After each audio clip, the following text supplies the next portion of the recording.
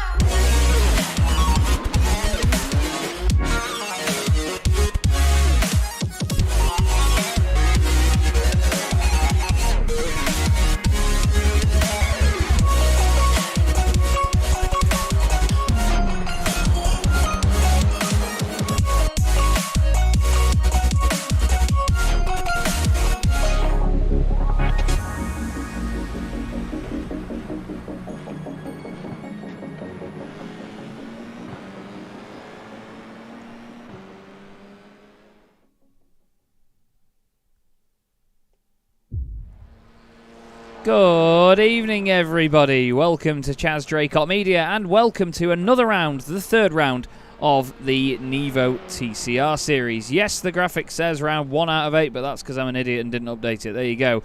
Chaz Draycott here in the commentary box with Matthew Crisp. Crispy, it's good to have you back, mate. And of course, what a circuit to be at here as well tonight. Rudskogen Motor Centre, one of the newest circuits on the service, and a real challenge of one at that. It's a tough little place, this, isn't it? Yeah, good evening, Chaz. Good evening, everybody watching. Yeah, as you said, one of the newest tracks on the iRacing service. So one of the biggest challenges for these guys, I think, is going to be that they've not had the racing experience on this circuit. They can do as many laps practicing as they like, but racing with a pack of cars all around you is a completely different matter. It is indeed. It almost looks like a sort of B-Tech Shanghai if you flip it the other way up, to be honest with you, and mess around with the layout a little bit. And of course, that first section reminds a lot of people of Oschersleben, apparently, the way it used to be laid out. But the main difficult part of this circuit is actually at the bottom of that back straight, isn't it? At the bottom of the hill, you've got to sweep all the way around to the right, and then it's a tightening right-hander before the S's section. Kind of reminds me of the middle of the circuit at Zandvoort, if you know what I mean. You're going on into a long sweeping corner, having to slow the car down and manage the weight all at the same time. It's a tough bit, that in particular, isn't it? Yeah, it certainly is. You take it all almost as one corner, even though it's numbered as two separate corners. And I was watching a few of the guys in the practice session, and they were struggling a bit with on cold tyres, just keeping the rear in check through there.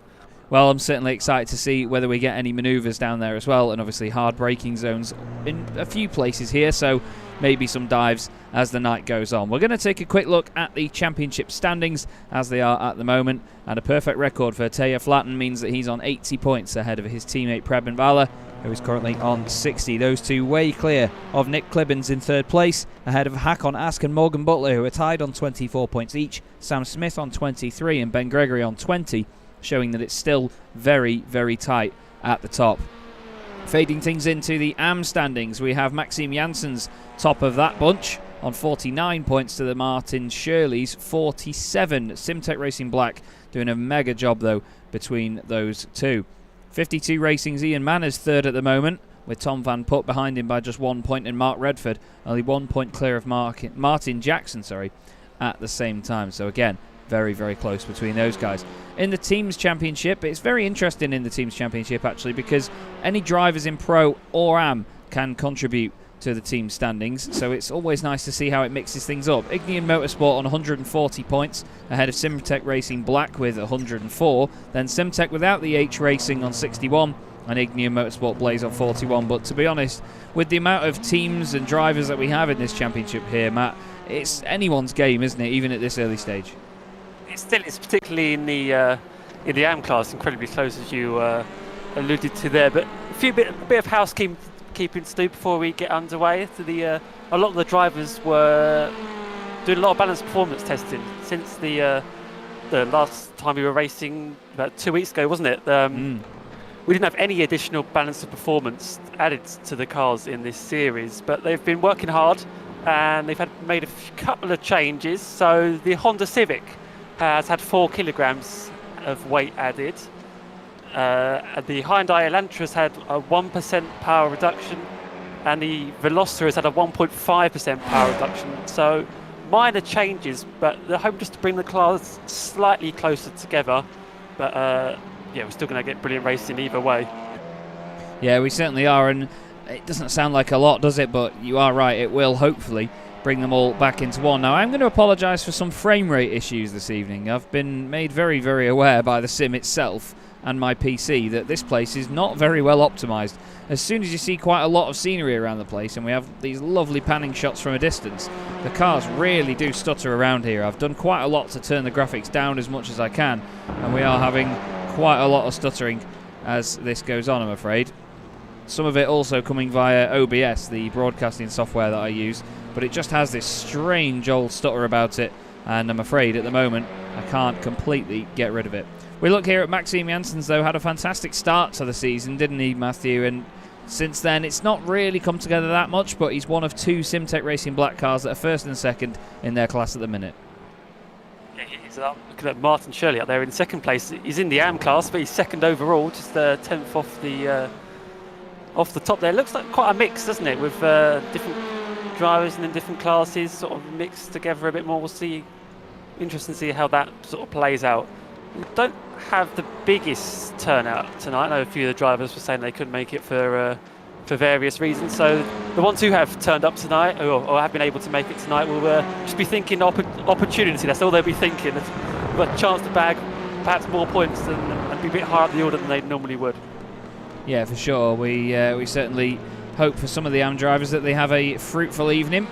But we have Martin Shirley right up there at the moment, and he is certainly going to be on for some strong points tonight. Let's not forget as well that the drivers get points in their class. So even if we do have an AM driver that finishes second in the race, they will still get the same amount of points as if they finished 9th, but still ahead of everyone else in said AM class. There's a lot of runoff area around here, isn't there, Matt? That's one of the key points about this place, is that while it is difficult, if you do get it wrong, it's a slightly forgiving circuit in many ways. So although, I mean, I've not done many laps of this track myself, I'm not sure about you, Chaz, but I've heard that the slow down penalties are incredibly severe here if you run slightly off wide. I know the championship, we do have our rules about running off the track, which is slightly different from the rules that iRacing let you. So sometimes let you run a bit wide and only give you an off-track penalty. But yeah, it seems slow down penalties where it gives you a time you have to give up, say 2 seconds. I think some of them I've heard really severe, up to 4 seconds at some parts of the circuit.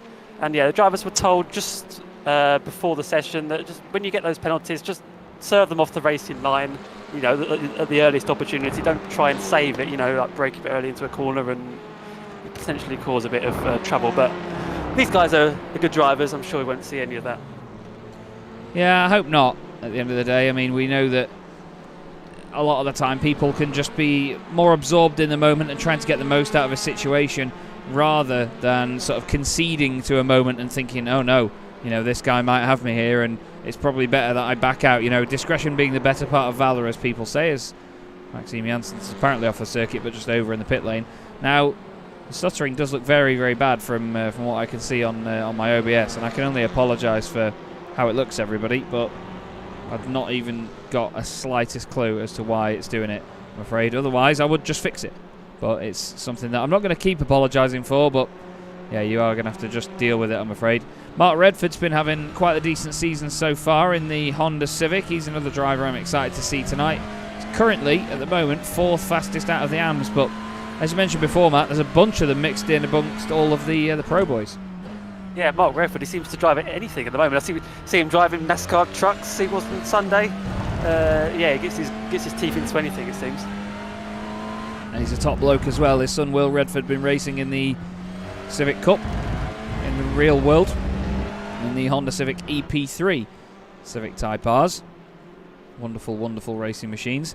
Now I can tell that it's something to do with the exterior cameras here actually, because for some reason there, when we're on board, it all looks fine and smooth. So there is definitely something weird going on at the moment. But down the start-finish straight goes Mark, and across the line.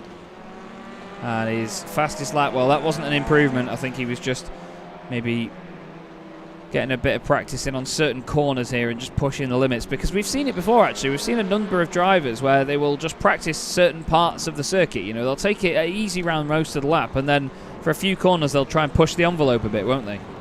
Yeah, it's annoying when it's not too bad on this circuit. It's a minute and a half lap, but yeah, some tracks where you got to have a longer lap, it's a bit hard to do. But they may just be practicing on cold tyres, because it's going to be important in the first couple of laps. But that's something I always used to do towards the end of the practice. And just, you know, you're going to be on cold tyres in qualifying, so just run round on cold tyres. Just do 2 or 3 laps continually, so you get used to running on the running, not with your tyres in the optimum temperature range. That's very, very true. You need to make sure that you're very careful with how you're running and how you're testing and how you interpret the results from said testing, of course. We see here Taya Flatten, who, well, we know he does quite a bit of testing, but it all pays off at the end. He's car 1, he's P1 in this session, and he's been P1 in every race so far this season. He is an absolute star, and he's a really nice guy as well. Actually, he was sending me a lot of information about the circuit earlier on. He said he knows some of the corner names from real life racing. The third corner, which is the right-hander at the bottom of the hill, is called the Anxiety, and the Norwegian word is angsten. So I can imagine why, because I think everyone gets anxiety going down there into it, to be honest. And turn 9, which is the right-hander after another downhill, is called the Slakteren, which is known as the Butcher. So certainly some pretty scary and ominous corner names around here, even if we only know 2 of them. Yeah, I didn't even notice. The track maps I was looking at didn't have any corner names on them, so a bit of local knowledge there is helping us out as well. But he's not the only Norwegian at home, is he? He's one of his technical teammates, we'll call it, but is in the Red Ignium Motorsport Blaze car, Hakon Ask. Shame we haven't got the third of our Norwegians, Preben Vale, with us tonight. But yeah, they're at home, even though they actually are at home, if you know what I mean. But it does mean something a bit more when you know the track from real life, not necessarily driving it, but it's a different feeling coming into an event. Yeah, for sure.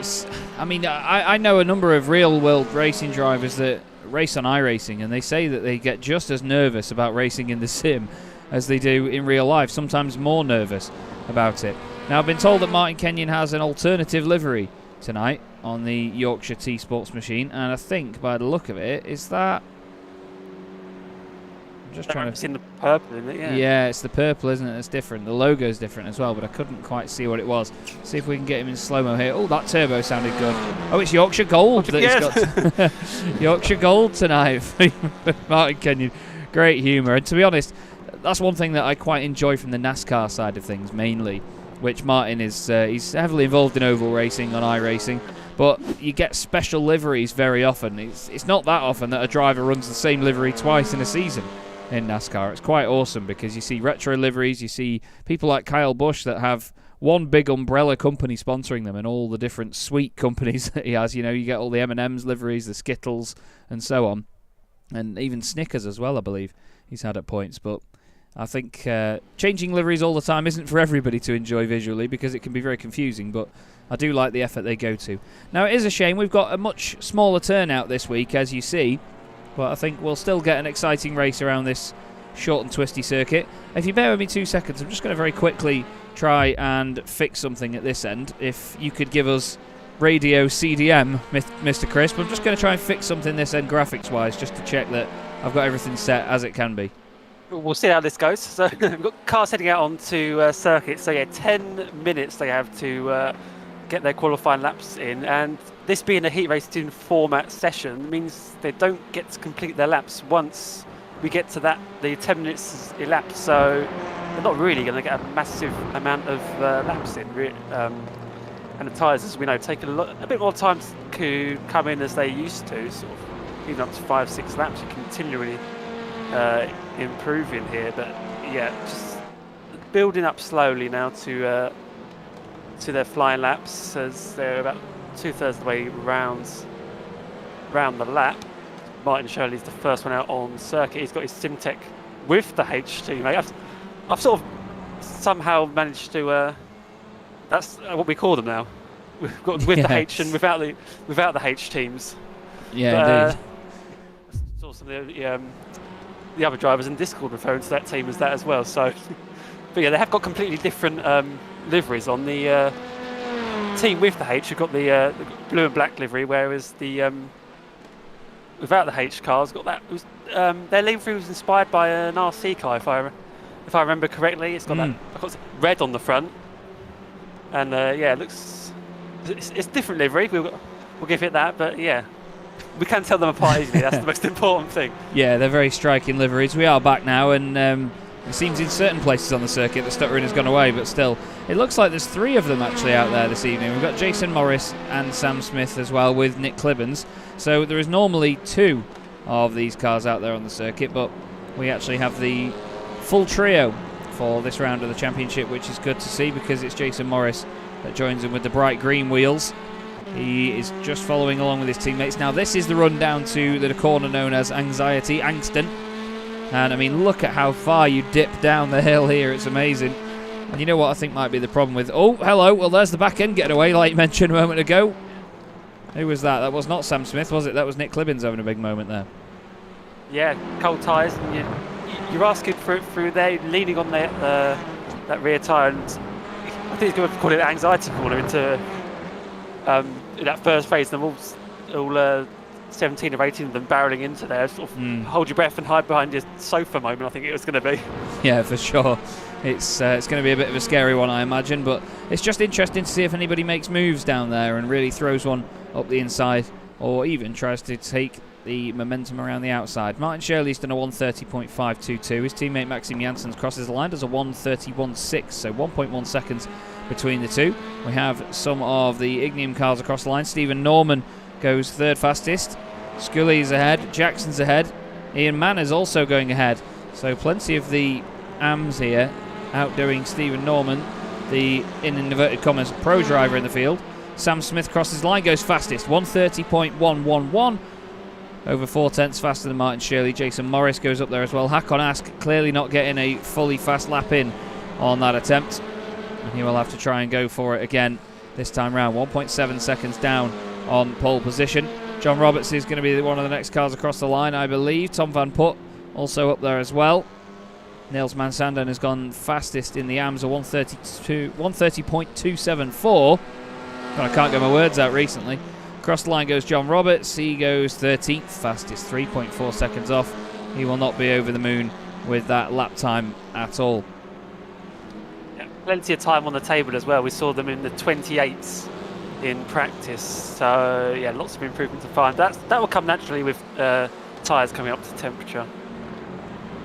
Yeah, for sure. I think it's going to be quite the challenge to just keep it nice and tidy throughout the race, but that's the thing. These drivers now are really up against it to put times on the board, as Martin Shirley, well, he goes even faster, a 1:29.303. Brilliant time by Martin Shirley. You can see him just hugging that inside line through turn 2 as Redford goes second fastest. Janssens goes third.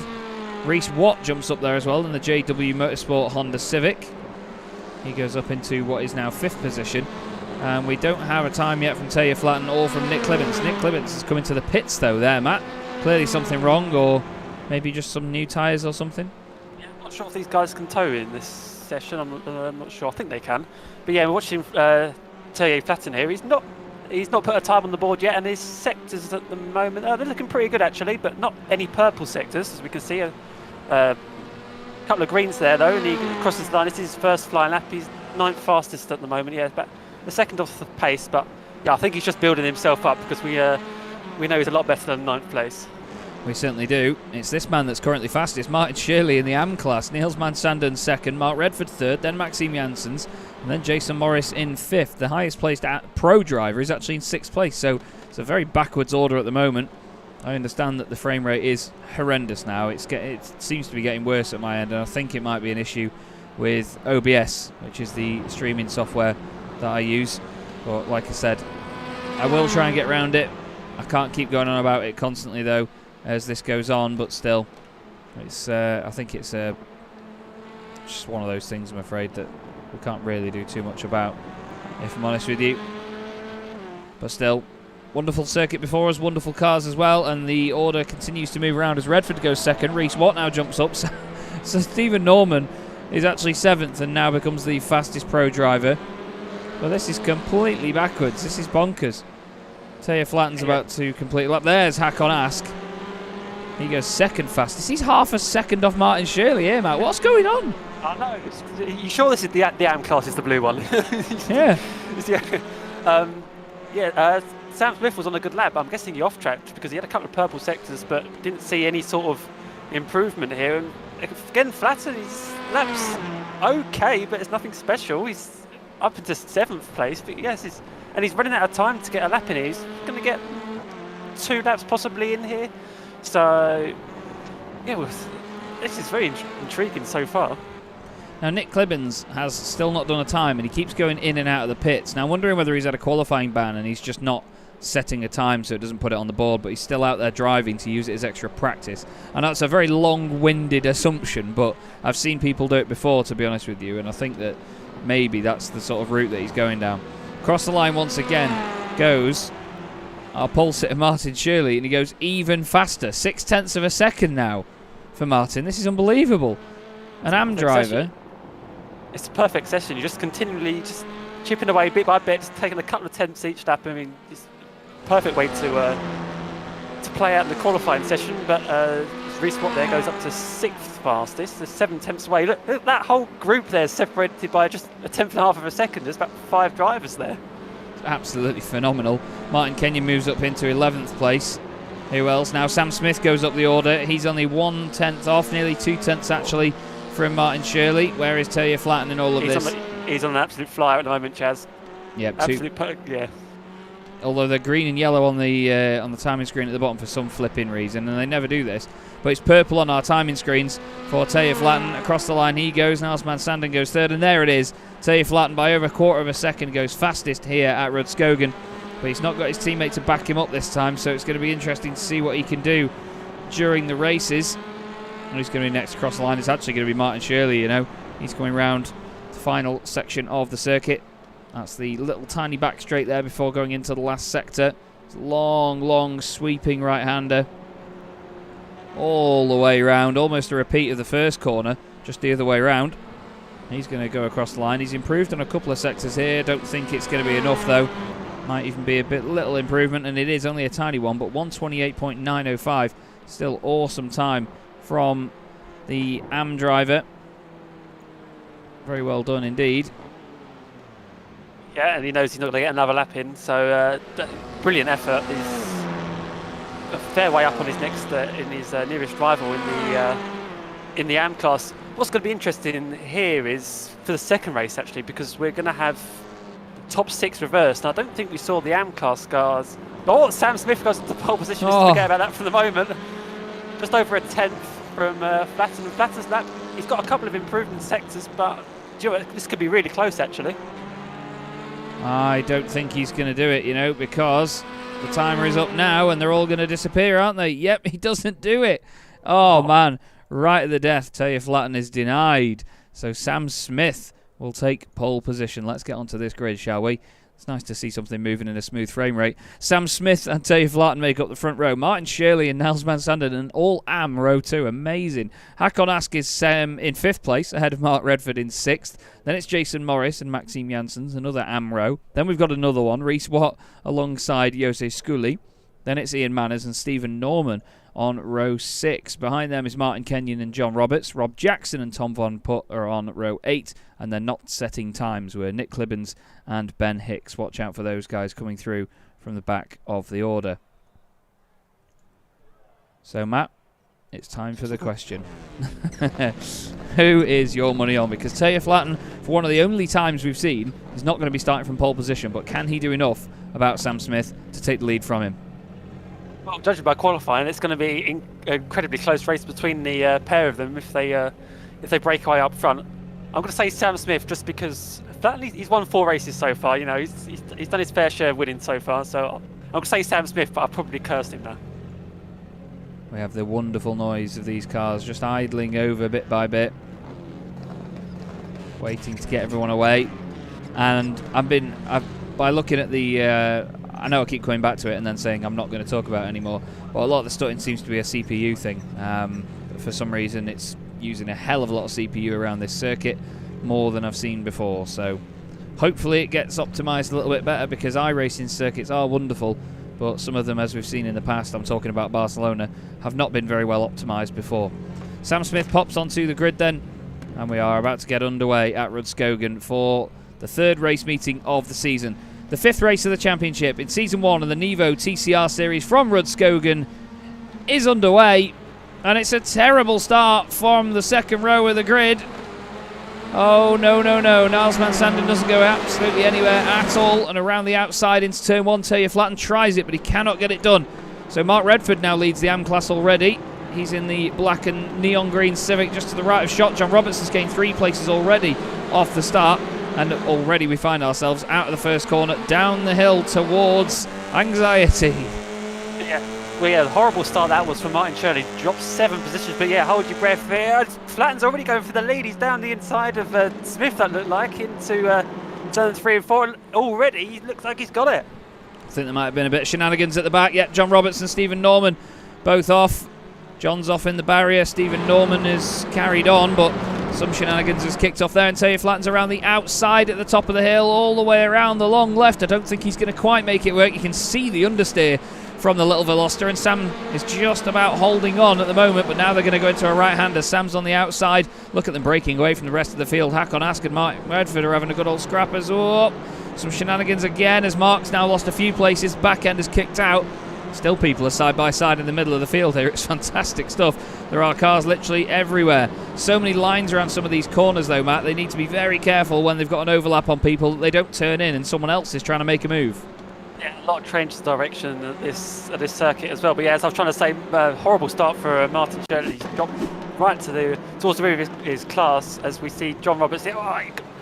He got sideways through turn 3 there, and right in the pack. It's possibly hard to avoid people. Tried to keep his foot buried, but tried not to because he was otherwise going to come across the pack. But yeah, just one of those things there. A bit unlucky on the first lap. Yeah, it's just the way that the car sort of fishtailed, isn't it? Once it got the rear wheels back on that grass again and it's spatting the other way, there's not really much you can do in that scenario. So here are our lead pair then. Taylor Flatten ahead of Sam Smith, then Hakon Ask is just behind. For the AM lead, it's Maxime Janssens ahead of Niels van Sanden. As somebody's off and somebody's sideways. It's Reese Watt. Back end still kicking out of the Civic. Two of them side by side. Mark Redford involved in that as well. He's now down the inside as there's more contact as they go through the left. I think he was just hoping that he'd get a nice tidy overlap into there, but it was not the case. Look at how tough it is for them to slow it down at the top of the hill there. The cars really do struggle to turn in at the top of the hill. Martin Shirley here, so he knows he's got the pace to lead this class, so he's just got to pick these guys off one by one and not get two, and that was Van Sanden. Yeah, Van Sanden off the road, rejoins in the pack. Oh no, that was Jason Morris. He was just completely distracted by the car on his right, missed his braking point, and he slammed into the back of Niels van Sanden, who manages to carry on. Actually, sorry, he hit the back of Martin Shirley in the Simtech Racing Black machine, but Martin got away with that one lightly there, I'd say. Yeah, certainly did. Let's take a look at that again. Oh, well, I'll try to. Yeah, we'll try to. Yeah, probably a bit distracted by the car rejoining there, and well, he ended up spinning himself. So yeah, as we see on board here with Jason Morris of the Van Sanden has rejoined. He's on the right hand side, so he's completely out of everyone's way. But yeah, Jason Morris probably with his one eye on the car on his right and slightly misjudged his braking there. We were lucky he didn't get caught up with anybody else, to be fair, so hats off to the rest of the field. Taylor Flatten. Tyre squeal. Oh, and yep, it's Reese Watt. It's always the Civics. The Civics are clearly having trouble with the back end, but I have heard before that Civic is a very oversteery car, and I think down there, when you're on the brakes so much and you're trail braking to try and get it to rotate, you can very easily over-rotate, and these guys are showing us exactly that at the moment. Taylor Flatten has done the fastest lap of the race at the minute, and he is absolutely on a charge. He is now 3.3 seconds clear of Sam Smith all of a sudden. That gap's come out of nowhere, but Maxime Janssens, leading the AM class, is actually third overall at the moment, on for a third place finish. Fantastic stuff. Yeah, brilliant stuff, and he's got a pro driver behind him, so if he's sensible at this, he wouldn't fight them too hard, but by the looks of it, he's got the pace to be in third place legitimately. Does indeed. Hakon Ask as well is going to be a very, very quick driver to try and keep behind, but at the end of the day, I don't think he's going to fight him too hard if Hakon gets up there, because he knows it's better for his own championship in the AM rankings that he just lets people like that through and doesn't risk anything. Another fastest lap by Taylor Flatten. He did a 1:28.9 on that last lap, and Sam Smith did a 1:30.7. So a lot of that gap has changed because of that previous lap, as Kenyon looks down the inside of Tom Van Putt. And Tom closes the door into turn 1, but now look, now we've got a bit of movement going on here, because Martin has got right behind him Stephen Norman, who's hoping to get back up through the order after his early on shenanigans with John Roberts. Going down into anxiety. Where's the other car as well? There you go. Martin sideways into the front of Tom Van Putt. Down the inside, Stephen Norman says thank you. But again, a Civic braking free down there at turn 3. Right, it's not the Velosters we see doing that. We saw that, didn't we, in the Hungaroring then. The back ends didn't want to be part of the rest of the car. And, no. Well, yeah. Yeah, Stephen Norman there, thank you very much. And that's 2 positions gained. Of course, he doesn't gain any championship points from this, but with the grid for the second race being decided on the finishing positions with the top 6 reversed, it's a chance for him in the second race to potentially finish a bit higher. Yeah, for sure, as there's a move here. Sam Smith has been overtaken by Maxime Janssens for second place. What on earth has happened here for Sam? I'm not sure if he's got any damage or if he's hit a curb or something's affected the car too much, the side-by-side, as they come out of the final corner. We'll just see how this plays out, and then we'll have a look at how the original move came about. Maybe a slowdown, because you did say before they're very harsh here at Rudskogen, and Maxime needs to be careful now, as Sam says thank you very much. Very dominant move there to get in front, but very scary indeed. Maybe Sam just having a slowdown penalty or something. Yeah, it looks like it, doesn't it? Yeah, he's pulling over to the side. Certainly knows that he's not able to go at full pace there. Yeah, pull back immediately. That was he had full trust in that Maxime wasn't going to be on the inside when he turned into that first corner there. Whereas take a look at the battle slightly further down in the AM classes. Ian Manners runs slightly wide, and Reece Watt gets past him. Nice move that by Reece. It looked to me like he was going to over-rotate the car. I'm just so scared for these drivers in the Civics around that corner. But I think Ian, well, he was displaying a lot of manners, and he was trying to give a lot of room down the inside to make sure that he didn't cut the nose off Reece Watt. And Reece managed to take advantage and go through. Hakon Ask has just got past Maxime Janssens, who, in letting him through, hasn't really lost much time. But right behind now, Mark Redford and Martin Shirley are glued together. Martin all over the back of this Honda Civic.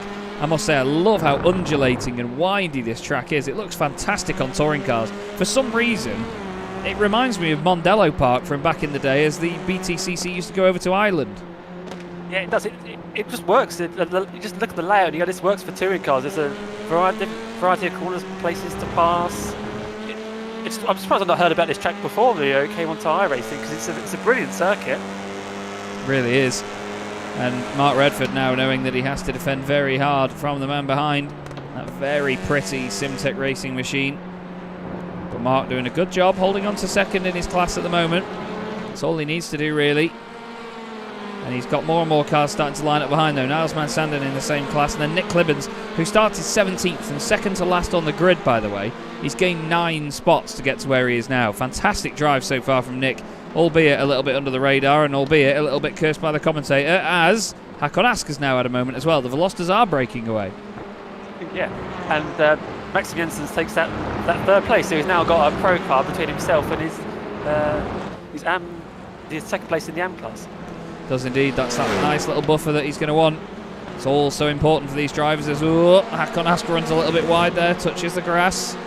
Mark Redford looks down the inside in the Civic. It's great to see them battling, but at the end of the day, Mark can't sit there and just wait around, because he's got Martin Shirley all over the back of him. He's made a little mistake now as they go back up the hill into the left-hander, hard on the brakes, and Shirley's down the inside. Mark tries to give him the room. It's nice and respectful there. Shirley dives out to the left very quickly, through the left-right. Mark slows it down a lot because he knows he needs to give the space. Oh, Martin just squeezes him to the curb a little bit there. He's going to lose a place to Niles Van Sanden. Needs to be careful about jumping onto the racing line. He's driven into the side of Niles now as well. That was on Martin, that, I have to say. I don't want to point fingers much, but at the end of the day, he was just not quite giving the room down the inside, and now all of a sudden he's on the fight back down the inside again. Rubber's racing, isn't it? In touring cars, he's about to lose Nick Clibbens just dives up the inside out of nowhere, and he's right in the thick of this battle. That was tasty, that. Very tasty indeed. Lovely stuff by Nick. Very opportunistic manoeuvre. And now he's down the inside, down the hill, but he needs to be careful because he's got to rotate the car a lot more aggressively than normal to get it into the apex from here. And he's got it absolutely figured out. As in front, though, Mark Redford has a right old moment. Proper rallycross style slide there. Looks like Reece Watt's under pressure as well. In the background as well, Niles slides across the front of Mark there. Doesn't leave him the room on the inside. And down the inside, Shirley's gone into the back of Clibbens. It's all getting a little bit scrappy here. This circle looks like a right challenge, doesn't it? Drivers losing the rears everywhere. They're really struggling with it. It's just, as well, Redford, a huge dive down the inside there with Van Sanden. It makes it stick, and Van Sanden goes out wide, and Shirley, bit of wheel-to-wheel contact between them, but Van Sanden hangs on. Yeah, it looks at the moment like Niles and Martin aren't guys that are really willing to give much space to their competitors, are they? They're certainly having a good old ding-dong, that's for sure. Just going to try and find the Nick Clibbens moment, as it looked like it was going to kick off again there. So Nick Clibbens down the inside, lovely manoeuvre. gets the run down the back straight, nearly a bit of contact, and Martin sort of moves over to the right a little bit. Now we need to look at Niles here, because there was a bit of contact between himself and Mark Redford here. It's hard to pick apart this one, but Mark has a big old slide on the way in there as he changes down. Then it floats sideways, and then look, he needs to get to the apex. Mark is still there, and he just cuts the nose off him. And then behind, Shirley, I think, distracted by what's going on in front. He just brakes a bit too late, doesn't he? Puts it down the inside. It's slightly... he didn't quite anticipate the check-up being quite as extreme as it possibly was there, but yeah, he's carrying on for the moment. He has moved around a bit here, actually, because Niles Mansander now lost a place to Nick Clibbins as well, but of course they're in two separate classes, so it doesn't make much of a difference when it comes to the points. Ben Hicks is at the back of this. He's gained 7 spots from where he started. He was on the back row of the grid. He's just taking his time a little bit more with it at the moment. He's just trying to spot opportunities where he can. He's fighting with Reece Watt, who is also trying to get past Ian Manners. Bit of an update on your leader. It's Taylor Flatten, and he's about 5 seconds ahead. Sam Smith's behind him, and Maxime Janssens has got Hakon Ask for company. As down the inside goes Ben Hicks on Reece Watt. He's still there. Just about. Now they're going to go left and then into the final corner. Fair play to Reece. That was great commitment around the outside there. Andy got it stopped for the corner. It's Ben as well, not just pretending he wasn't there and just squeezing him out of road. It was nice driving between the pair of those two. Was indeed. Now you can see when we were on board there, the frame rate was absolutely fine. It's very frustrating and a very weird situation to be in, that these TV cameras just do not seem to be working very well at the moment. It's very stuttery. Now at the front, we've got Maxime Janssens getting all sorts of headlight flashes from Hakon Ask, and that is Hakon asking to go through. I think maybe just giving him an indication and saying, look mate, I'm faster than you. And Maxine's like, well look mate, if you're going to run wide, I'm just going to take it back. It's a bit of a battle of the wills here, because it's that typical situation, almost like lap traffic in certain multi-class races, where you want to let them through because you don't want to hinder them, but at the same time, they're not that much faster than you that they become a hindrance to you, if that makes sense. So, a bit of a stalemate here going on between these pair, but one of them is leading a class, the other one isn't. Mark Redford's currently second in the AMS, ahead of Martin Shirley. So it's quite nice that we've got a fitting 1, 2, 3 is pros, and then 4, 5, 6 is AMS. Yeah, a bit more formality, you know, with the pros at the front and the AM class guys are slightly behind. They put it on a brilliant show, aren't they, these guys? At the front, it's, you say Flatten leading by 5 seconds. I mean, the audience probably thinking, tell me something you don't know. Well, we don't know. Well, he's just done another fastest lap as well, a 128.489 compared to the 128.52 by Sam Smith. So Sam is certainly on a mission with his pace. He's really doing a good job at the moment. Someone else that's apparently on a mission is Ed Knight from Ignium Motorsport. Good evening to you, mate. Hope you're well. Hello to everybody in the YouTube chat as well, and of course Milky on Twitch. Good to see you again, mate. We're back on Twitch on Chaz Draycott Media. For some reason there was a load of issues with it linking to Restream for quite a while, but we are now streaming on Twitch once again, and it's keeping the channel active because I don't really do any sort of gaming videos or anything anymore. As a bit of a side note, anyone that's a fan of my Gran Turismo 2 playthrough that's currently going on my YouTube channel, there will be live streams of the endurance races from that on Twitch later in the year, and then there will be also a recording of it at the same time, so then highlight videos will end up on YouTube in the end. So if you do want to see me playing it live, then I will be on Twitch with it, but that's just an advert for myself and not this wonderful championship which we get to see, because Taylor Flatten is, well, he's just showing him out. Yeah, it's a bit of a terrible camera, that, isn't it? Yeah, once again dominating the field, you have to say, fastest lap after fastest lap. But again, with the reverse grid format coming up, he's going to have to pass cars if he wants to take 2 out of 2. This is where Taylor Flatten is on the road. He's the number 1 that you see just crossing the line at the bottom of the track map there. And what a fantastic job he is doing, always at the front in this championship by the look of it. Now, his nearest rival that's actually in the race this evening in the championship is Nick Clibbins. And if we look on the track map and compare the two of them, numbers 1 and 7 like that, that is the gap between the two of them at the minute. It is roughly 14.5 seconds between those two, and well, Taylor is just showing him all how it's done once again here, Matt. It's just phenomenal to watch, and it's been similar actually, I must say. I'm going to sort of go on a tangent while everyone just sort of sits in a bit of a rhythm. But in the Goodyear FIA European Truck Racing Championship, which I've been commentating on for the last 2 years, we've got a similar situation where there's a driver that's leading the championship, almost winning every single first race of our weekend, called Norbert Kish, an absolute legend from Hungary. He's quite the avid sim racer as well. But this year, there was only one driver that won more than 2 races, other than Norby, and that driver won 4. Norbert Kish won 16 races this year, and it is just unparalleled dominance, and that's what Terje Flaten reminds me of in this championship. You know, he's just that driver that he's doing everything legally, he's doing everything right, and people respect the fact that he's so fast, but a lot of us wish that they could do something else about it. Yeah, I don't know how he does it, week in, week out. Whichever track we go to, he's always up there. You know, he's going to be setting the pace. You think you've done a good lap, and then he'll come and it'll take 2, 3, 4 tenths off of it. And yeah, I mean, I know that firsthand from experience racing him last season. The amount of effort I had put into even trying to get close to him at times. But he was beaten to pole position this time. I think he took every pole last season. He took the first 2 poles of this season. So we've had a new pole sitter for first time in a few seasons. Have indeed. We ride on board now, just getting an idea of the undulation around here and how little of the corners you can actually see before you go into them. That's one of the main things to take from this, isn't it? That a lot of the corners and apexes and the actual exits as well, where you can really run up to the curbs, they are very, very blind.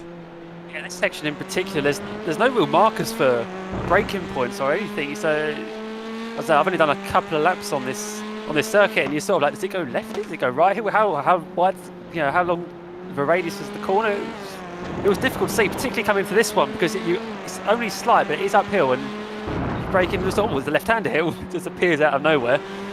But yeah, as I said earlier, a brilliant circuit for TCR racing, and hopefully we see a lot more of it on iRacing.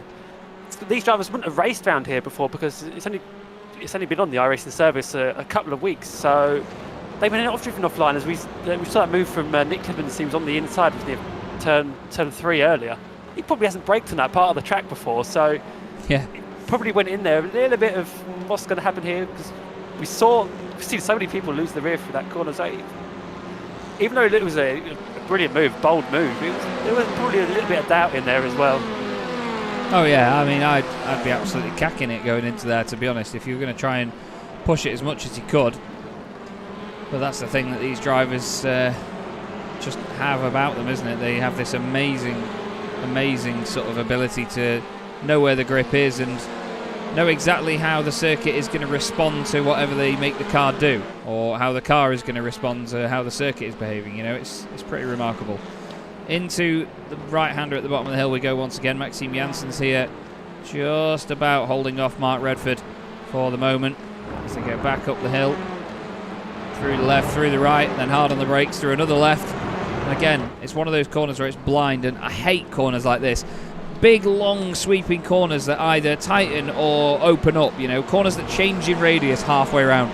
They are some of the most difficult to get right, and there's just something in my brain that cannot compute it. One thing that's going to be computed in Mark Redford's brain right now is that right in front of him, as you see there, is a Simtech car.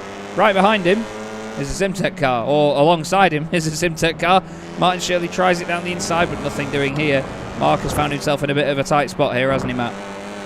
Yeah, he certainly has. 2 teammates to be working together here. We've got top 3 in the AM class all right together. And yeah, 5 minutes to go in this race. They settled down for a couple of laps, but I think this battle's really going to hot up now. Yeah, I think you're right. It will. They need to just keep their heads in the game, though.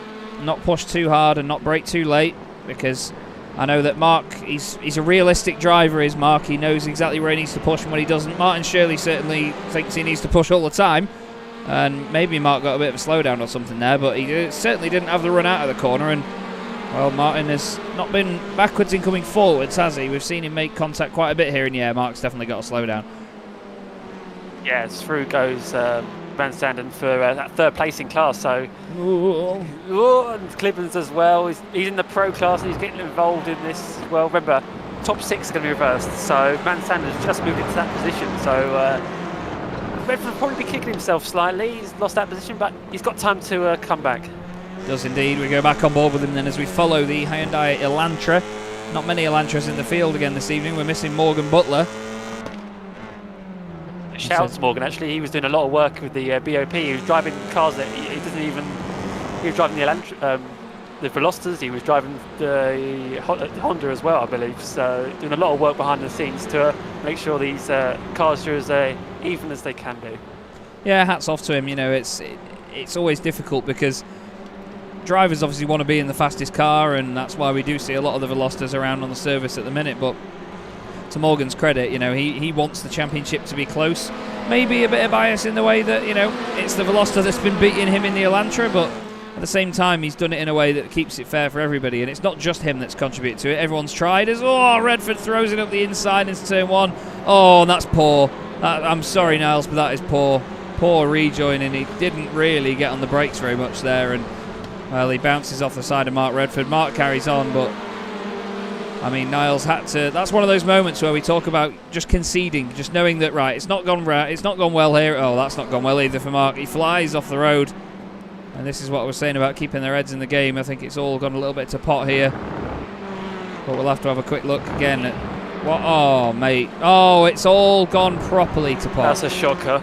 That is a real shocker. There's not many words for that, I'm afraid, boys. So this is the move down the inside from Mark. We'll go on more with Nick Clibbins because he'll see this. Look.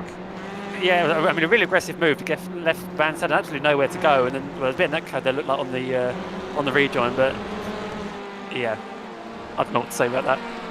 Yeah, and then of course further down the order, further down the road, when Ian Manners went past because Mark had gone way off.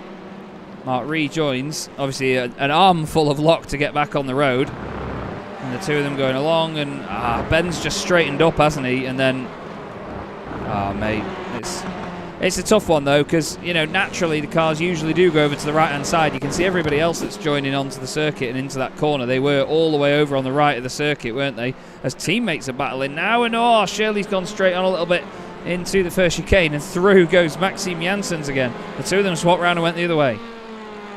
Yeah, Janssens holding on for the lead. So clearly no team orders here. No multi 21 or multi here.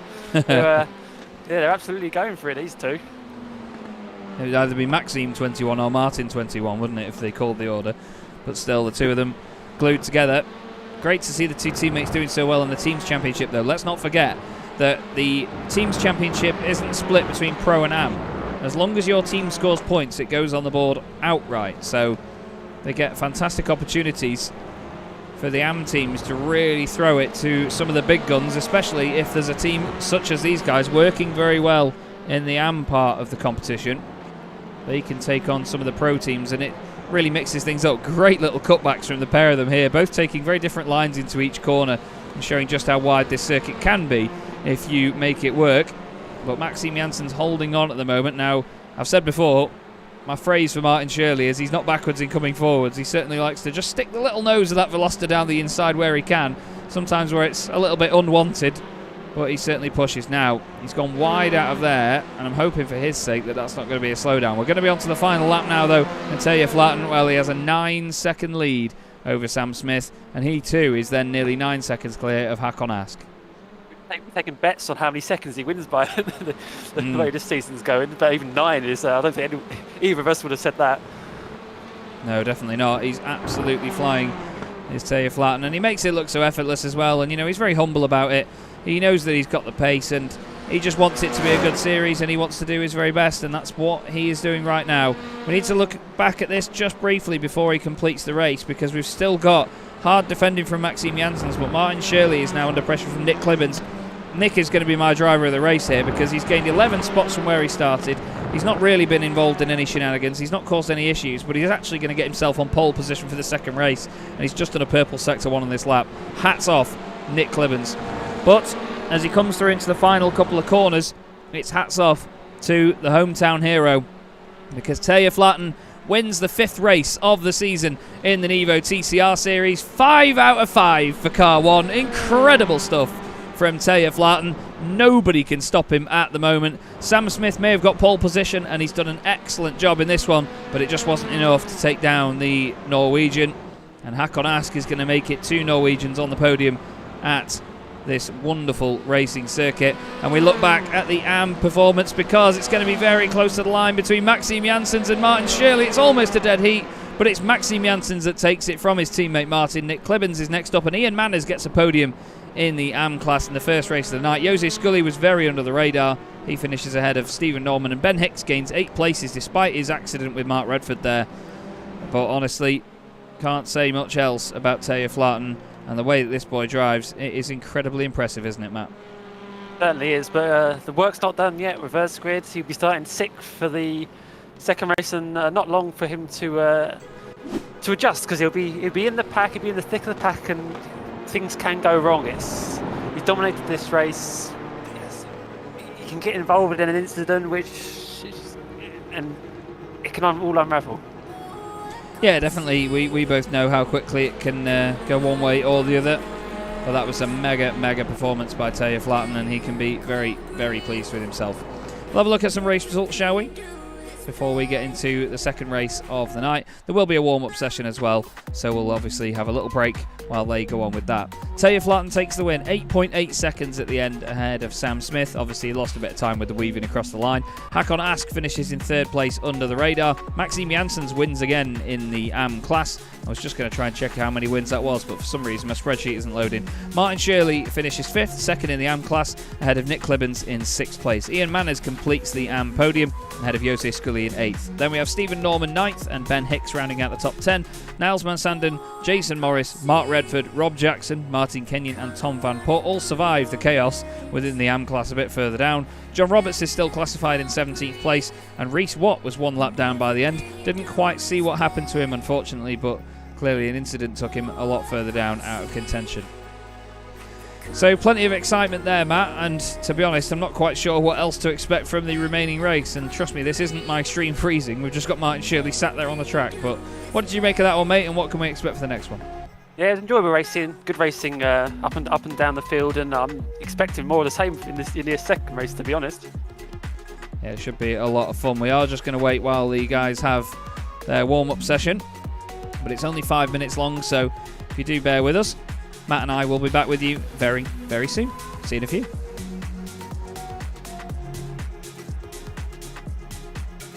Apologies, I've not put Matt's name on the thing for some reason. Matt and Chaz is, yeah. We'll do that. There we go. We'll see you in a few, everybody.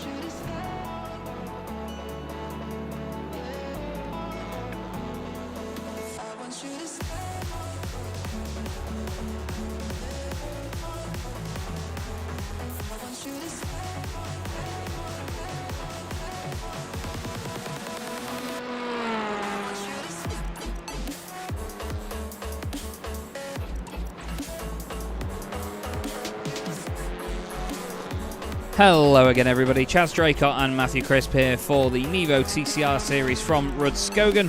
The drivers are just currently competing in their warm-up session and getting everything prepared ahead of the second and final race of the night. Our top 6 is going to be reversed though here, Matt, and while it's not a massive amount of the field to get reversed, it still provides the usual drama you expect to see from reverse grid races, doesn't it?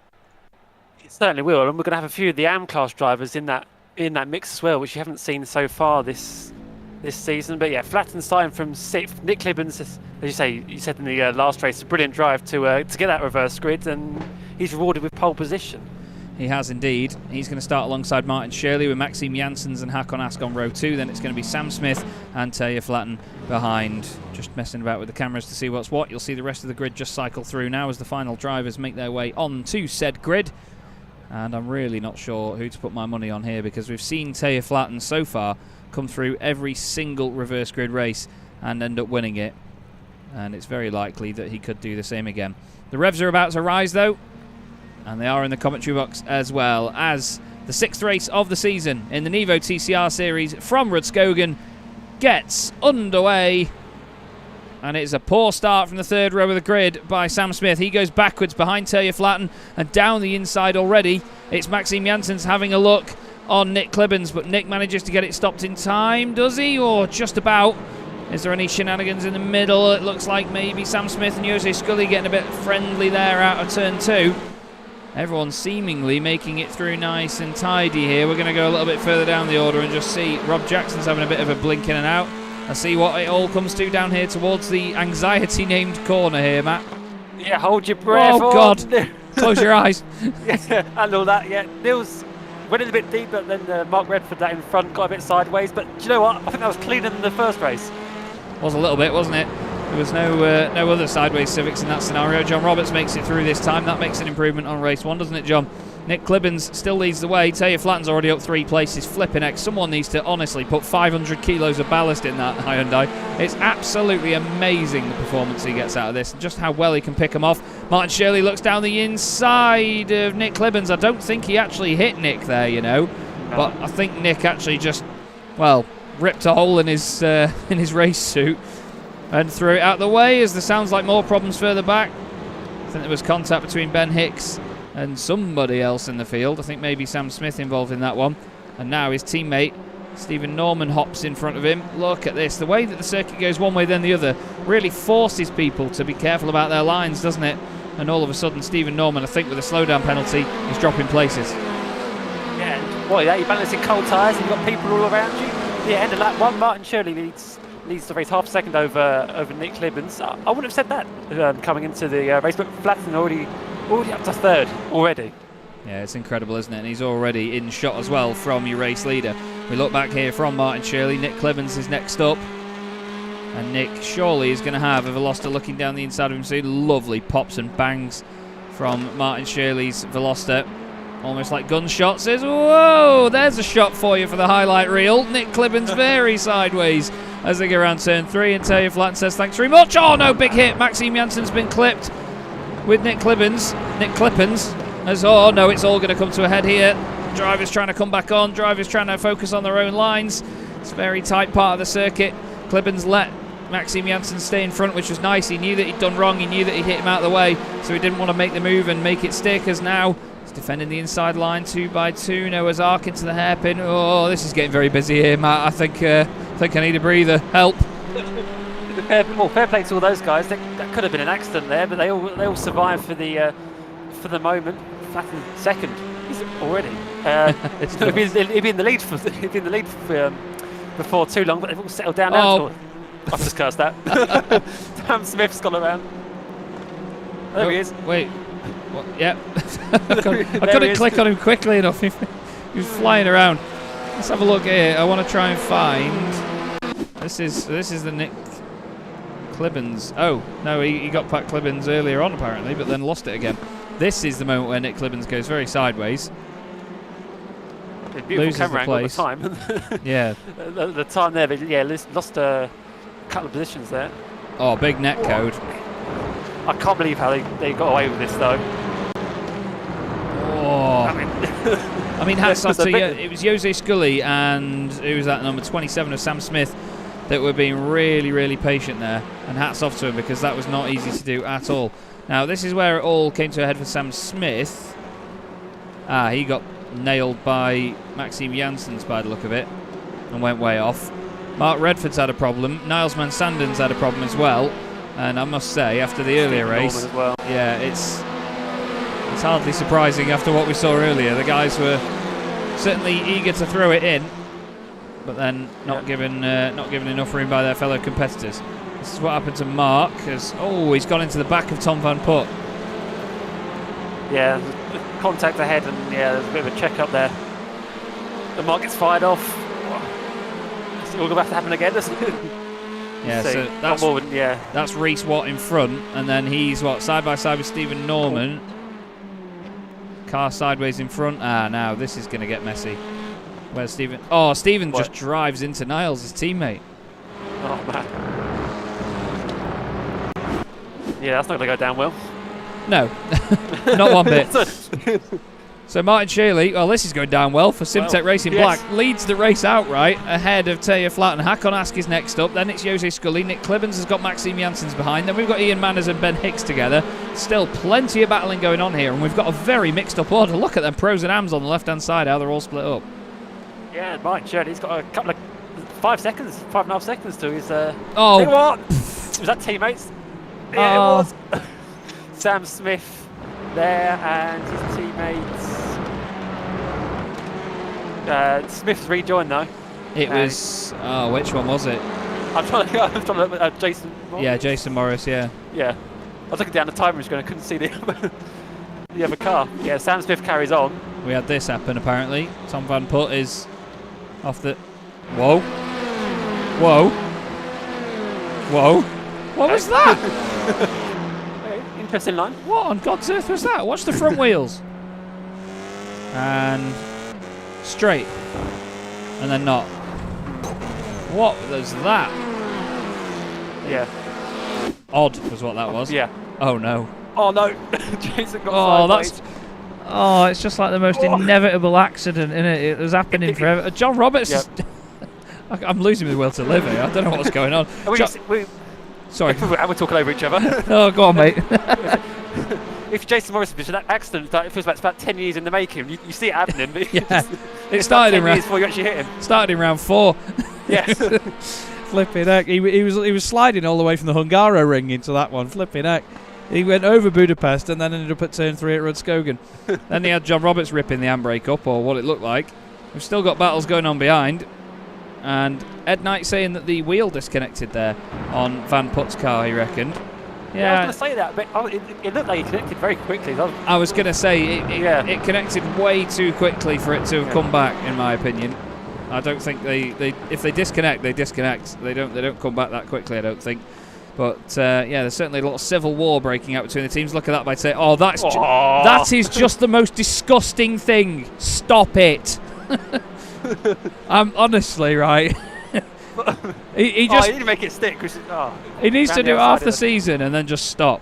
That honestly, if he would have made that work, then I would have just stopped the broadcast. But that mistake, I think. Unbelievably judged cutback there. No contact at all. We're gonna have a look at it from another camera here. Like he got the rear rotated, got it turned in. Okay, a little bit of side door-to-door contact to help his exit, but he didn't make it stick. But it was a blimmin' good attempt. Oh God, it's absolutely awesome to watch Taya Flatten race. And hats off to Martin Shirley, because it was a little bit scrappy in the earlier race, admittedly, but he's doing a really good job here at the moment, and he's holding him off for now. We're only 8 minutes into a 25-minute race, and to be honest with you, Martin could very easily just let him go. And with the pace he's got, he could just stick on the back of him. And again, look, it just... it's scary. It's scary because earlier we saw that Martin wasn't scared of getting close to cars. He was putting his nose down the inside at little moments, but he was also pinching a little bit on the exit of some corners, and he was just doing it there to tell you. And I really don't want this to end in tears, because the two of them are doing a phenomenal job, and it would be a massive shame to see it all come to a head. I mean, it's an exceptional battle.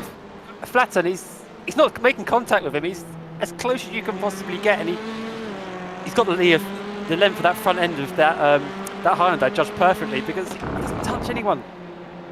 It's very true. He's certainly clean in the way that he races, and that's what we love, because it's not like he's one of these drivers where he wins loads of races all the time, but it's in a controversial fashion because he's battering people out of the way. You know, he's doing it in a very clean manner. Jose Scully, by the way, he deserves a shout out really, because he was very under the radar in that first race, and he's now in the ATRS Esports Civic in second place in his class here. He's gained 3 places from where he started, and all night he's constantly been moving forward, and he continues to do so in this race. 9.25 minutes on the clock, and we still have plenty of racing to go, and a lot of little duos breaking out amongst the field here, Matt. Yeah, I mean, you'd say Jose's ahead of people who benefited from that reverse grid, so yeah, brilliant drive from him so far. It's just, yeah, it's a shame for him that the class leader is way up the road, because of course benefited. He started second. He started second on the grid. Did indeed. As I think the move has happened. Taya Flatten's been down the inside of Martin Shirley's, around the outside into the S's, keeps it on the road nice and tidy as Martin's very close to the back of him, but manages to get it done. Yeah, fair play to Martin. He knew when he knew Flatten was ahead there, and he backed off slightly. I mean, at the end of the day, he's probably loving it in there because he's fighting against the best guy out there. So yeah, he's probably loving it really. Yeah, that's it. I mean, as a driver that was never in the sort of top class of any championship that I raced in, you know, I was very happy when I got the chance to race some of the fastest guys in the series, as Jose Scully and Maxime Janssens have just been swapping places once or twice in the last couple of corners, so we maybe need to have a quick look back at how this has come about. Maxime, whoa, down the inside, and Jose says, no thanks. Goes very, very far off the circuit though, and then back on. I'm not sure if he would have got a slowdown from that, but he's still in front as Taya Flatten there is the pace. Goes a second faster than Shirley on a lap where he had to completely overtake as well. That's vile. And a 28's a really quick lap as well. So just to add to that. Insane. Absolutely insane. Ben Hicks gained a number of places in that earlier race. He's now up 2 places from where he started in this one. He's got a train of cars in front of him, all AM drivers. So he's going to be looking to get into the top 4 in the Pro class at least before he goes chasing after Simtech Racing without the H's, Nick Clibbens. I've not said that tonight, have I? Or did I? Maybe. Anyway, I probably have. But yeah, battle up front in front of Janssens having on the inside. They've disappeared. They were stuck together. You couldn't see either of them. But Jose hangs on. I don't want to change the camera too quickly, just in case there was contact and we missed it all sort of unfolding in the camera change. But Ian Manners is in the middle of this as well. He's actually one of the only drivers in the field, other than Martin Shirley, that's currently where he started this race. Started 7th outright. He's had a lot of people go past and fall back behind him, but he's managed to hold his position, and he is currently 4th in the AM class, so he's not quite on for a podium yet, but there's all chance that he could get one if it kicks off in front of him between the other 2 AM drivers around him, as Ben Hicks looks for a little move down the inside but has to back out of it there. And this is the thing, some of these AM drivers have got that much pace at the moment that they don't need to jump out of the way, they don't need to mess about, you know, they can just get on with it and think, no, you know what, I'm battling you on merit here, I've got the same pace as you, stuff it. Look at that, there's an idea of pace, you see. Taya Flatten 28.4, but a 28.6 from Martin Shirley. That's a really good lap considering, on paper anyway, he's in the AM class. Incredibly impressive. There was, Ben Hicks hasn't really got much to gain here, say, in this battle. He's behind AM class drivers, but he doesn't gain points in his championship passing these guys, because the next car ahead of him in his class is Nick Clibbens in 4th, and there's this 6-second gap between them. So, I mean, realistically, in the time left we've got in this race, he's not going to catch them, even if he was to pass all 3 of these cars. Yeah, that's very true. And right now, Jose Scully's actually showing some good pace, and he's opened up a little bit of a gap to Maxime Janssens, who's still trying to hold off Ian Manners. As they go back up the hill once again, they're still just about line astern, but really Ben Hicks is coming under pressure here from Sam Smith. Sam looking a little bit more potent right now. He's dropped 4 places from where he started this race, so he wants to at least try and break even again, and those 4 places are directly in front of him, so he's certainly going to be motivated by the fact they're right there. Look at how close they all are together though. This is proper touring car racing, this, and I must say it's been a very entertaining season so far. We're going to have 8 race meetings, and this is only the 3rd of them. That was lovely by Sam Smith. Gets down the inside. Ben's going to give him the room on the right. Is he going to get the favour returned? Well, admittedly, Sam got turned there earlier on in the race at the exact same moment. I think he's just not leaving enough room down that inside line for the switchback. the risk in those sorts of corners where you sort of go left and then you go into the right. That if you don't leave the guy on the outside on the first part enough space there, you can actually get turned around on the inside. As you can see there, barely a car's width there, and you got tipped sideways. But front wheel drive, you bury your foot in the throttle and you carry on. Can indeed. We've got a battle going on further down between two of the Honda Civics here, Mark Redford and Tom Van Putt. Looks like somebody's had a bit of a moment on the way into the chicane, actually. I think that was Tom Van Putt, maybe. Let's have a look. No, clearly not. Tom's been off the circuit there recently, and that's where he lost all the time to Mark Redford all of a sudden. I think somebody has had... No, this was the moment we saw a moment ago, isn't it? So, someone somewhere has had a massive old moment into the first chicane, but I can't figure out where. I don't remember seeing anyone running across the inside of that first corner. Yeah, but somebody's done it. Niels van Sanden has been out and then back in again, and then he's gone back to the pits. I think he's decided that his night is done, I believe. He may have done enough laps to get his points, and then decided enough's enough. He's not going to gain any more being out there. Very, very true. Now onto the back of this fight, it's come Reece Watt. He's suddenly arrived on the scene now. He's gained 8 places from the starting position that he had. Started last on the grid, did Reece, after not completing, or well, he was 1 lap down in the previous race. I don't know if it actually counted as a DNF or not, but he's gained 8 spots, and he's the biggest mover in the field. And he's hoping to continue to add to that number as well as this race progresses past 15 minutes, 10 minutes left to go. Can't believe how quickly these races fly by, if I'm honest with you, Matt. We get through 2 races a night, but boy, do they fly. They're 25-minute races. They're longer than your average touring car race. Normally you get sort of 15, 20 minutes. But yeah, as we see Sam Smith on the attack here, Ian Manners. Is he going to give him Manners on the inside? Oh, turned in while he was still there. But, Smith might get the pair of them here. Oh, that's so close. That's touring car racing, that, isn't it? Yeah. What a great camera angle as well to look back on through this section of the circuit. Look at it, weaving one way, then the other, checking up. Big accordion effect between all of them. So close. There's cars on multiple lines all over the place, nearly clipping each other. This is beautiful stuff to watch. Yeah, and brilliant camera as well, because you see how close these guys get, and without hitting each other, without pushing each other out of the way. It had to happen. It had to happen, didn't it? Oh, mate, that's the power of the commentator's curse. I tell you what, it certainly is a powerful thing. Just don't let Ed May near you, because flipping heck, if you're ever racing and they say Ed May's the commentator, just call it a night and watch instead. Because flipping out, Ed's like lightning strikes. He looks at somebody on the timing screen and suddenly their car has an engine failure and it has a massive glitch. I must say, I'm going to come back to this. Taya Flatten leads. There is Martin Shirley.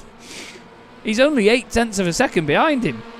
It's an amazing effort, this, by Martin. I have to say, I know I criticised his driving a little bit earlier regarding giving space and a bit of contact, but my oh my, he's doing a wonderful job here. Fair play. I mean, it must be the gold wheels. Yeah. Well, he had the pace, but he had that horrible start, didn't he, in that first race? He failed in the pack and he was never able to show it. And in the reverse grid sort of brought him right back into it and he's able to show what he's able to do. So it's interesting if is it track specific, or is this a new Martin Shirley going forward? Because if it is, the rest of the AM guys have got to watch out. It's very true. They make their way back down the hill. It could be Daniel Abt driving for him, to be fair, from another sim. But anyway, we'll gloss over that. There's Maxime Janssens in 6th place overall, 3rd in the AM class for now, because all these lot behind are just glued to him. You feel like this battle's about to blow up, don't you? Something has got to give here. And it's all fireworks are about to go off here. Yeah, the fuse is lit. Yes. But it's just taking a long time to burn down all the way to the big old box. It's going to explode a lot. It just depends which one of these boxes is going to explode, whether it's a Hyundai shape or whether it's a Honda shape. It's great stuff, though. I mean, Reece Watt, he's been impressive as well, you know. He seemed a little bit not quite familiarised with the other drivers in the championship when he came in. You know, there was a bit of rattling around and he didn't look as comfortable as some of the drivers around him, is what I'm trying to say. I just don't want to try and say it without offending him, because I'm not saying he's done a bad job, but it can be difficult to sort of acclimatise yourself with the drivers that you're racing against and how they all behave and so on. But now he's really showing his pace and his ability here, because he's sticking with these guys and they're having a good old battle as well in front, as Ben Hicks is currently watching Sam Smith and Ian Manners swap around. Ian's had a slowdown. Ian's had to slow down and he's had to serve it around the outside. And there you go.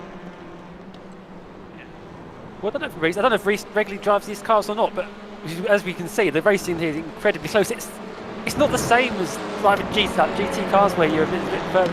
You're not in. Well, that's going to be a slow down for Sam Smith possibly on the inside there, cutting that corner. But yeah, you're maybe not used to just racing this closely with people, cars all around you. It does take time to get used to that. Yeah, it certainly does. And you know what? Despite the issues that we had earlier on in the season with the damage model, iRacing has done an amazing job at making these cars able to fight so closely like this. You know, there's not many sims in the world where you can fight as cleanly and as closely as this, and that's the one thing I always say about iRacing. Not only is it the best for broadcasting in the way that the cameras move and how they respond to the cars and any movement, but in the way that these TCR cars can survive contact. You know, you can have a bit of battle and a bit of argy-bargy like that, you know, you get away with it. It's not so bad. It can be frustrating because you can get glued together a little bit like we saw there between Ian Manners and Sam Smith, but the cars survive, the drivers survive, as long as you keep your head. It's just brilliant, natural touring car racing. Yeah, I think Sam had a slow down there. He took a very wide line. Looks like let everybody through, and yeah, he's right back on it now. Is indeed. Ben Hicks also under pressure though from Reese Watt, who's just managed to find his way through this fight. He's gained 10 places from where he started now. Goes down the inside. Oh, doesn't quite make it though. Or does he? He's got a second win there as he lets off the brakes again. Look at that by Reese. That's fantastic. Oh, that's the second time in a lap round this part of here that Ben Hicks has been shoved out of the way. He had it with Maxime Janssens a lap before, so he's not going to be that happy a boy right now. I like Ben. He's a good bloke, though. I've raced with him in a number of championships, raced with him in the Sunday Drivers MX5 Cup as well before.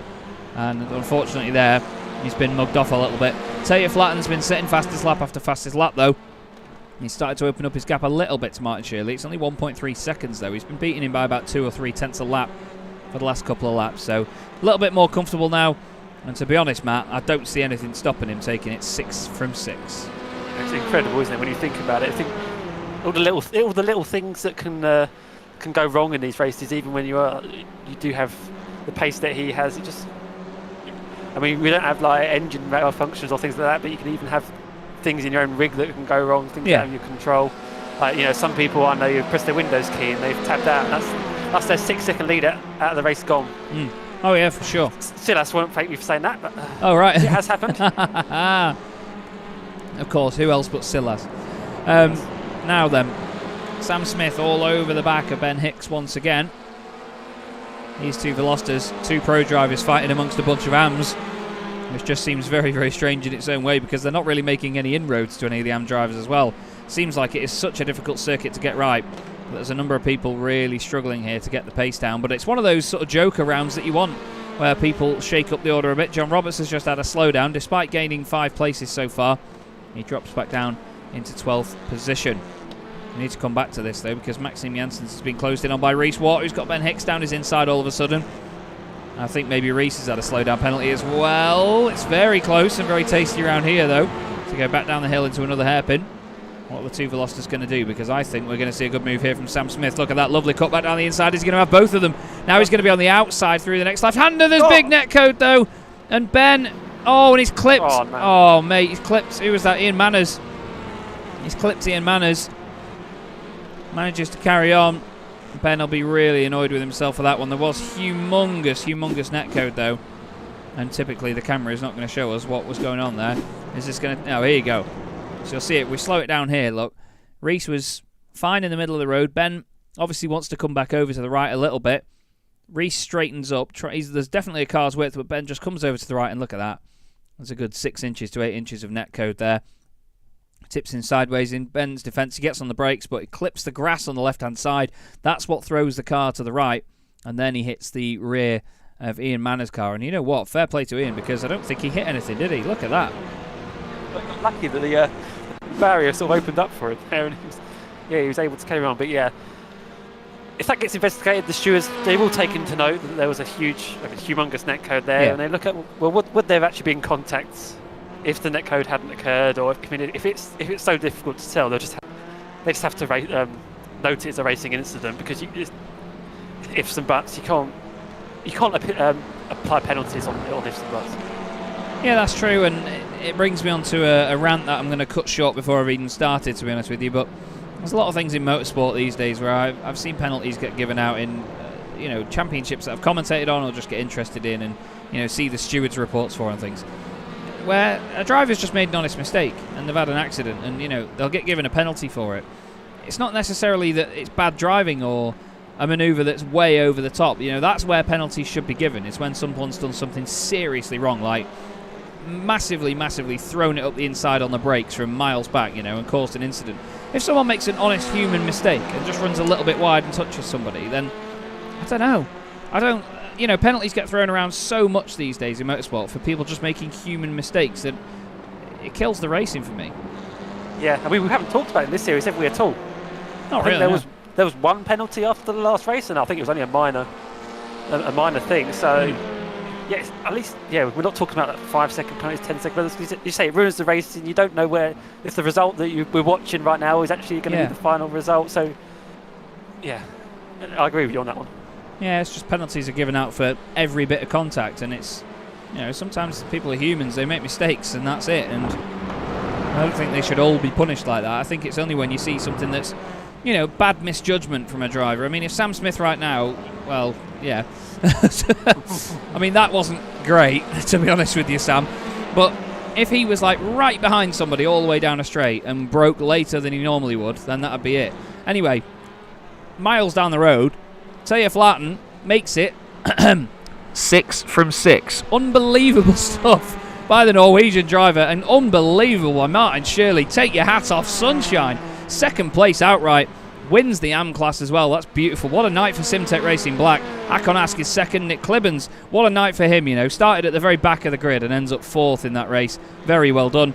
Jose Scully is going to take second place in the AM class ahead of Sam Smith, who finishes 6th. Maxime Janssens gets another podium in class as well. And boy, that was an exciting race indeed. We've got Rob Jackson here, who we've really not seen much of on our screens tonight. Sorry, Rob. He's holding off Mark Redford for now. Oh, Mark gets on the power a bit early and runs deep. So Rob is going to beat him to the line. That's for 11th and 12th position. But somebody... We lost Reece Watt on the final lap, Chaz. Oh, no. He's saying he's crashed, but yeah. Oh, man. Oh. Oh. Is it run out? Fuel? Yeah, it's run out of fuel. Oh, man. He was right in the fight. It's quite ironic, really, because if it was an electric car, it'd be fine. Match his name. I'm sorry, Reece. We love you. Oh, no. Well, I'm sorry, Reece. Even that took me a moment. Oh. Well. That's one way to celebrate. Yeah, well, we don't need that chassis anymore. Flipping out. Right. What? I can't... Yeah. There's only a certain amount of good words you can say about a racing driver. I come back to the whole Norbert Kish scenario. I've only come up with a certain amount of superlatives for how good he does this season. He wins loads of races, and every time we interview him, it's the same thing because it's lights to flag. Taya Flatten is just unstoppable. 6 races out of 6 this season, and he's won all of them. And you know what? The thing is as well, because we have a lot go on in these races, a lot of shimmying around, and the top 6 are always very exciting to watch because they've been reversed and so on. Great drives at the front of this field. Somehow, out of everything that happens, all of the circumstances, all of the other drivers that are around him, Taya Flatten somehow still manages to win these races. It's just mind-blowing. A fantastic performance, though, by Martin Shirley. Makes sure that he gets second place overall and wins the AM class. Hakon Ask finishes in 3rd, 2nd in Pro. Nick Clibbens rounds out the Pro podium, 4th overall. Jose Scully, 2nd in the AM class, 5th overall. Sam Smith, 4th in the Pro class, 6th overall. I'm not going to make this any more complicated after saying Maxime Janssens finishes on the podium in the AM class. 8th is Ian Manners, 9th is Jason Morris, 10th, recovering to finish inside the top 10, is John Roberts. Then we have Rob Jackson, Mark Redford in 12th, Tom Van Putt in 13th, Ben Hicks finishes in 14th position. 1 lap down or more, we have Reece Watt and Stephen Norman. Martin Kenyon 7 laps down, and Niles Van Sanden finishes in 18th position, 9 laps down after retiring from the race. Well, unbelievable race once again, and just what seemed like an effortless evening for Taya Flatten there, Matt. I think you've massively cursed him over the next round. Yeah. What you said about it just before the results there. So yeah, if he has a horrible round next time out, we'll know who to blame. Absolutely. Now, We have two drivers in the interview waiting room that are both on home soil tonight, one of which got the podium position in that second race, and we'll have a quick word with him now after I dim the music down slightly. Hakon, welcome to the booth again, my friend. Good to see you back out there and doing well on the circuit. How was that night for you? Way beyond my expectation. I jumped in the server 10 minutes past 8, 10 minutes after the server opened. Never raced TCR on Rudskogen, so yeah. Well, it's not can't be unhappy with that, I think. Well, I was going to say, it's not an easy circuit to get used to either. I mean, I think most of tonight's result was thrown up in a really random order because it's such a tough place to get right, isn't it? I think a lot of people underestimate this place, don't they? Yeah, turn 3 and the chicanes, and yeah, it's just you have so little margin before you have no grip, and the first 5, 6, 7 laps is just ice.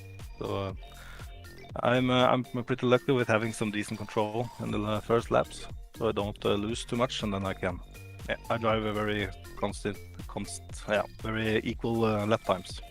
Yeah, that's it. It's all about making sure that you can just pump out the times around here, isn't it, without getting those horrible slowdowns and those very pesky off tracks. And hopefully, I mean, I want to see more of this circuit on NEVO Series, and so does Matt, because it's very entertaining. But is it a very stressful track once you get into a rhythm, or is it sort of one that you can sort of take your foot off the gas a little bit with? Race 2, I took my foot a little bit off just in turn 3, just to be safe, not do anything stupid. But when you get in the rhythm on this track, it's quite fun, and you can just drive your lines and set some really good times, equal times all the way through. Now, next time we're going to Watkins Glen, which is a very well-known circuit, quite the opposite of Rudskogen, to be honest, because a lot of us didn't know it before it came to iRacing. But what do you make of Watkins in TCR cars? I think it's great. I really like that track.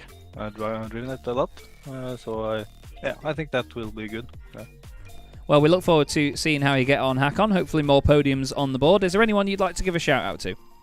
That had to be the whole Ignium crew, especially Terje and Preben, who is teaching me everything I know in these cars, providing with setups and just learning me iRacing from day one. Well, thank you very much for joining us, Hakon. Always a pleasure, mate, and great to see you doing well once again out there tonight on home soil, especially as well. We'll see you at Watkins Glen. Yes, thank you. Cheers. And there you go. Very nicely level-headed interview from Hakon Ask. And to be fair, from what we saw tonight, Matt, you wouldn't have thought that he only just jumped in ahead of the session, would you? He's massively downplaying his performance there. Yeah.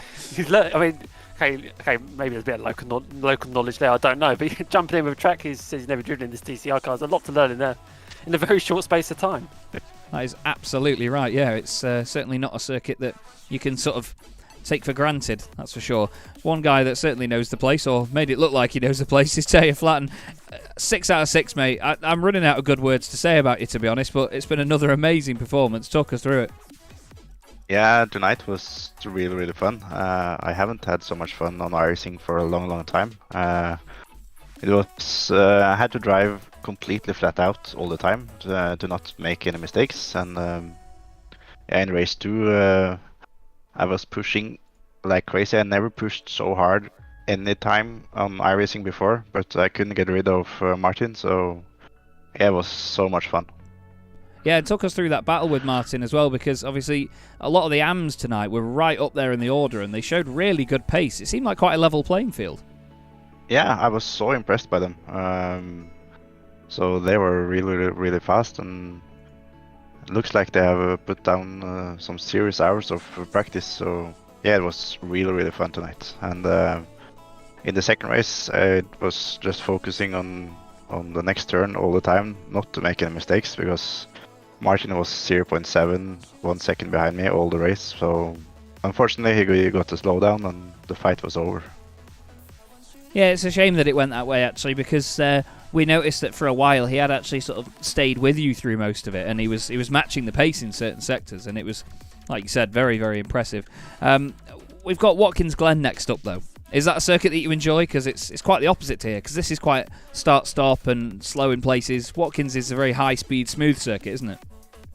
Yeah, Watkins Glen is not one of my favorite tracks at all. I don't like it because it's all about staying in the draft and wait for the 2-3 last laps to make moves, and so it's not one of my favorite tracks now. Well, you and me both, mate, because I've never had a good result round there in my life, I don't think. So, yeah, I'm maybe, you know, I don't want to say this, make this sound horrible. Maybe we might see a different race winner there. You never know. But, Yeah. But either way. I actually hope so, because now it's getting, I'm getting a more and more pressure from the other guys, from my team, and as well to make it 8 out of 8. But I don't think it's going to happen on Watkins. Well, you've heard it here first, folks. Either way, fantastic to speak to you again, mate, and very well done tonight, because another solid performance. Do you want to give anybody a quick thanks while we've got you?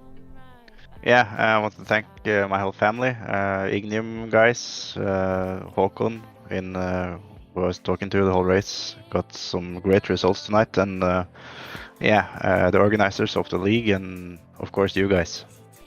Thank you very much, mate. Always a pleasure to speak to you, Taya. Well done, and we will see you at Watkins Glen, mate. Enjoy the rest of your evening. Same to you. Cheers. He's a very humble bloke, isn't he? And to be honest, just a fantastic racer. We've just seen so many amazing performances from him so far, Matt. He says that he doesn't think it's going to be 8 from 8, but do you believe him? Well, Watkins Glen is a completely different challenge, but I mean, based on what we've seen so far this season, would you bet against him? No. Exactly. Not one bit. Well, it's been a hell of a lot of fun once again, mate. How would you round up this sort of race meeting for us? Because it's been quite a different one, hasn't it, compared to sort of results on drivers' performances on paper? Yeah, it's a new track to everyone, so yeah, we've probably saw slightly different results to what we normally would expect to see in this series. But again, next time out, we said Watkins Glen up next. Completely different challenge, more of a draft track, staying in the pack. So, time in your run, time in your overtake. You don't always want to be leading there and only until right at the end on the last lap. So, different challenge ahead. There certainly is, and it's been a fantastic start to the season with these 3 rounds, and we will be back very, very soon with Watkins Glen. We hope you've enjoyed watching tonight on Chaz Draycott Media. This has been the NEVO TCR Series with Chaz Draycott and Matthew Crisp. 2 more wins on the record of Taya Flatten makes it 6 from 6. Will we see the same at Watkins? Well, join us in a few weeks' time, and we'll see very, very soon what happens. Have a good night, though, and we'll see you again very, very soon. Opportunistic, still rubbing panels as they go together. It's folded the wing mirror in on Gerardo's car. Misano is such a difficult circuit for these guys to get right. There's a lot of start-stop sections around the back. It's a very, very quick section as well. It's a fantastic start from the 23. They're 4 wide there by the look of it.